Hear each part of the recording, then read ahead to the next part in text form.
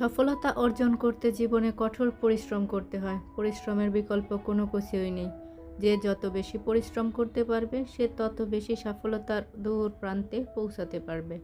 Hello everyone, আসসালামু আলাইকুম। আমি মুক্তা। কেমন আছেন সবাই? আশা করি যে যেখান থেকে আজকের ভিডিওটা দেখছেন আল্লাহর রহমতে ভালো আছেন।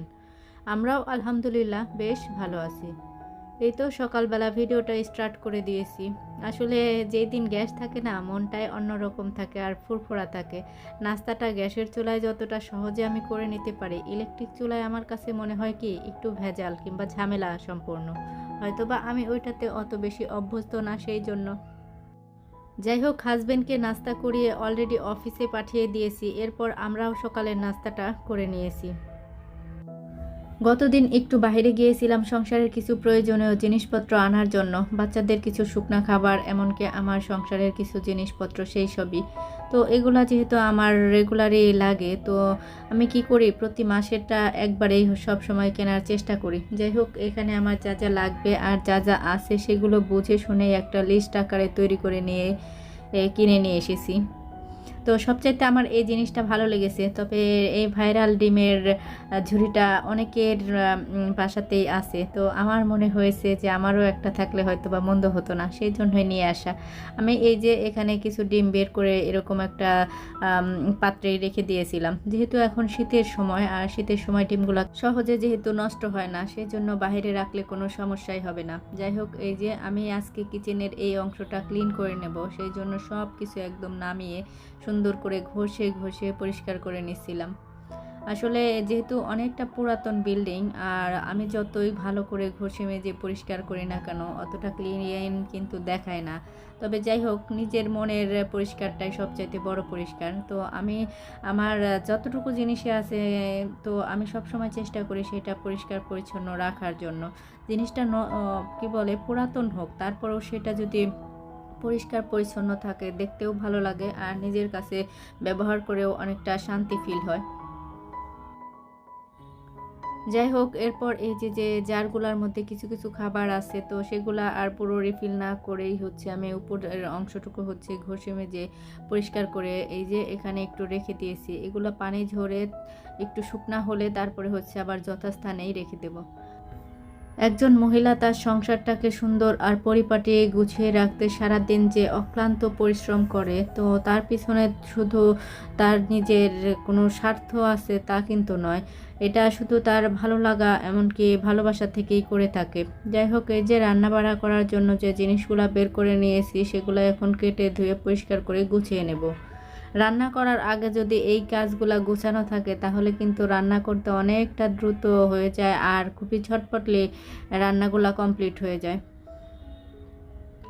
যেহেতু আমার এই বাসাতে দাঁড়িয়ে কাটাকাটি করার কোনো জায়গা কিংবা কোনো স্পেস নেই, তো আমি এভাবে কি বলে ফ্লোরে বটি দিয়ে সবসময় কাটার চেষ্টা করছি এই বাসাতে।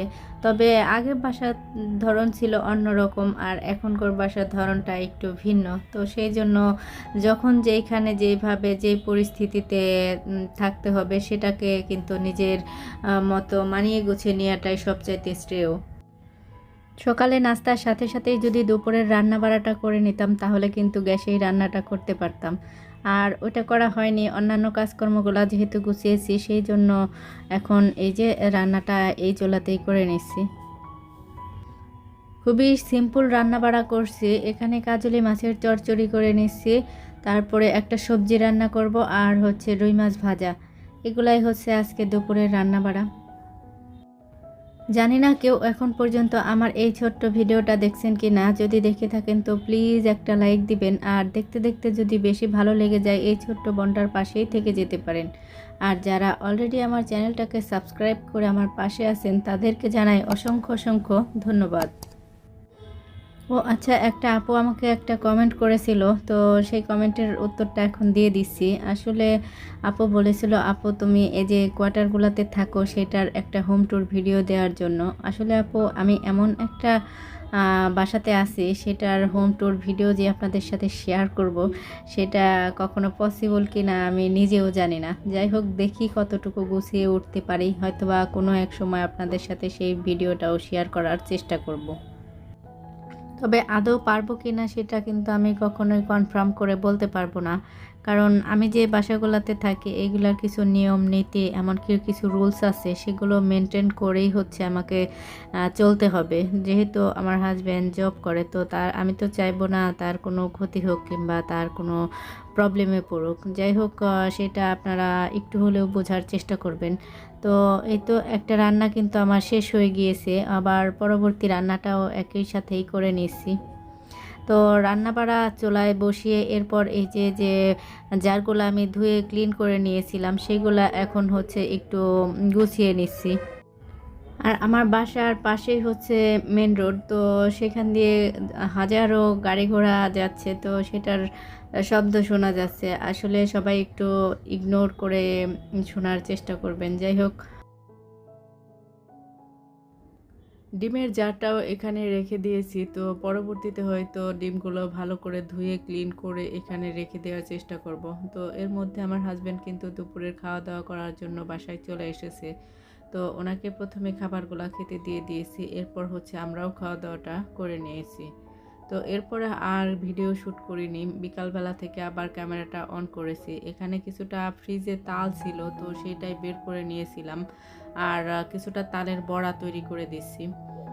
আসলে এই তালগুলা সিজনাল তাল, তো তখন হচ্ছে অনেকটা ফ্রিজে ছিল, তো এখন ভাবলাম যে এত পরিমাণ না রেখে অল্প কিছু রেখে আর বাকিগুলো হচ্ছে খেয়ে শেষ করে ফেলি, তা না হলে ফ্রিজেও জায়গা হচ্ছে না। আমার ফ্রিজটা যেহেতু অনেকটাই ছোট, তো অনেকগুলো মাছ মাংস আনলে কি হয়, রাখাই প্রবলেম হয়ে যায়। তো এই যে আমি এক ব্যাচ পিঠা এরকম করে ভেজে তারপরে হচ্ছে পরবর্তী ব্যাচও ভেজে নেব।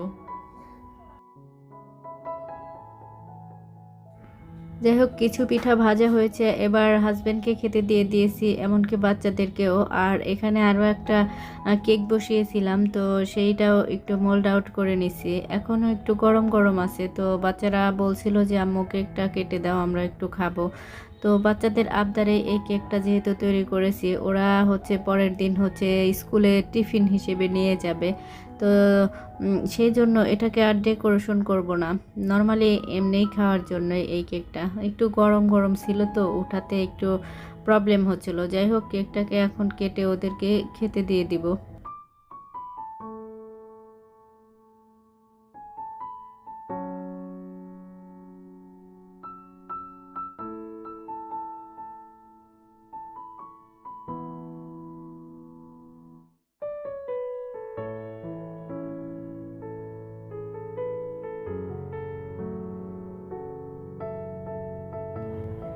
সবাই সুস্থ থাকবেন, ভালো থাকবেন। পরবর্তী নতুন একটা ভিডিও দেখার আমন্ত্রণ জানিয়ে বিদায় নিচ্ছি।